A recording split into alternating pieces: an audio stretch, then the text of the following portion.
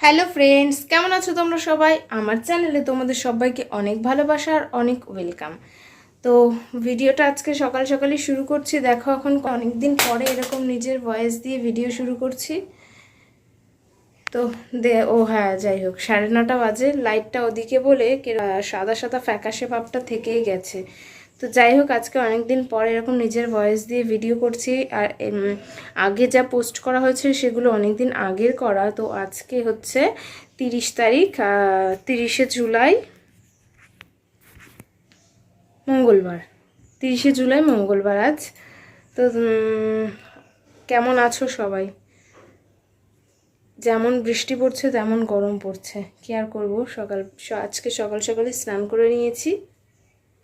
তো এই যে এখন এই দেখো, ঝাঁটা না বারুন কি বলো জানি না, তোমরা ঝাঁটা নিয়ে চলে এসেছি। ঘরটা এখন ঝাঁট দেব।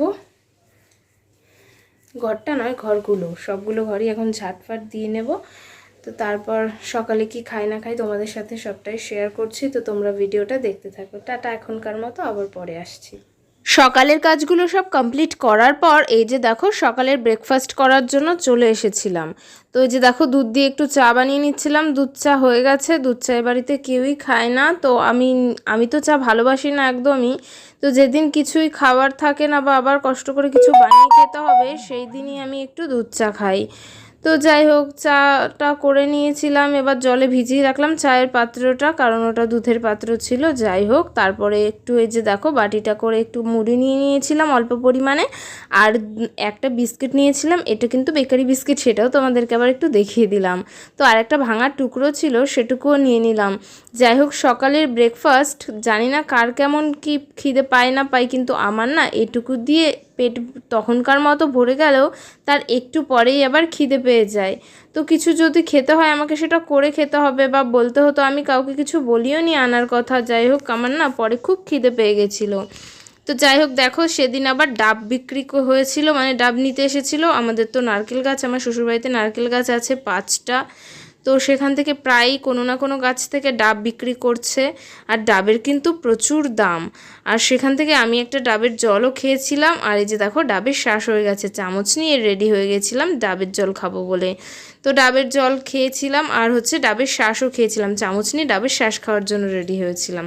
তারপর দেখো, রান্নাবান্নার জোগাড়ে চলে এসেছি। চিংড়ি মাছগুলো আমার শাশুড়ি মাই কেটে এনেছে। মানে মাছ কাটা ধোয়ার ব্যাপারটা আমার শাশুড়ি মাই করে। তারপর এই যে ডাল ধুয়ে বসিয়ে দিয়েছি সিদ্ধ হতে। আর কি দেখো, সবজি বাজার এনেছে, পটল, আলু, উচ্ছে এনেছে, আর ওই যে চাল কুমড়ো। তো আজকে কি হবে না হবে, চাল কুমড়ো তো আজকে হলো না। তো দেখো, নিজেকেও একটু দেখিয়ে নিচ্ছিলাম। শুধুমাত্র কাজকর্ম করলেই কি হবে, একটু তো নিজেকেও দেখাতে হবে, তাই না? তো সেটাই করছিলাম আমি।